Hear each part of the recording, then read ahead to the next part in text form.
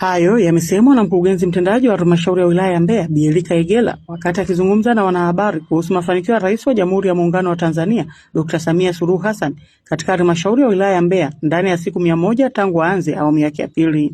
Halmashauri imepokea jumla ya shilingi bilioni 43 milioni 778,401,333 na senti 18 kwa ajili ya utekelezaji wa shughuli za halmashauri, ikiwa ni pamoja na kulipa mishahara ya watumishi wa umma na shughuli za kawaida za miradi mbalimbali ya maendeleo, ambapo kwa mchanganyuo wa fedha hizo bilioni 38,459,964,109 ni fedha toka serikali kuu.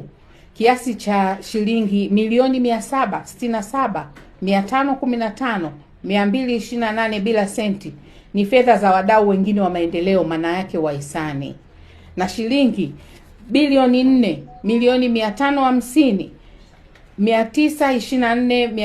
4,550,924,996 na senti 18 ni fedha za mapato ya ndani ambayo tumekusanya kutokana na mapato ya ndani.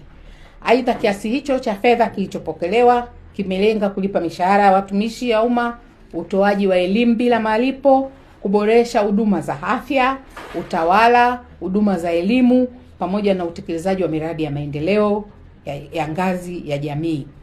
Miradi iliyotekelezwa katika sekta ya elimu msingi, sekondari na afya, ikiwa ni mradi wa ujenzi wa vyumba 12 vya madarasa ndani ya kipindi hicho, matundu 18 ya vyoo katika shule za msingi 5, ujenzi wa shule mpya ya awali na ukarabati wa shule moja ya msingi, na ukamilishaji wa vituo vya afya vya Ulenje, ujenzi wa kituo cha afya cha kimkakati Isuto na ukamilishaji wa zahanati 9. Katika hatua nyingine, Bi Erika Egela amesema ndani ya siku 100 za Rais wa Jamhuri ya Muungano wa Tanzania Dr. Samia Suluhu Hassan, halmashauri hiyo imepokea watumishi wapya zaidi ya 100. Aidha, kwa kipindi hiki halmashauri ya wilaya ya Mbeya imepokea jumla ya watumishi wapya 111 na kupelekea ongezeko la watumishi kufikia 3,754. Katika kada za afya, watumishi wa elimu 63,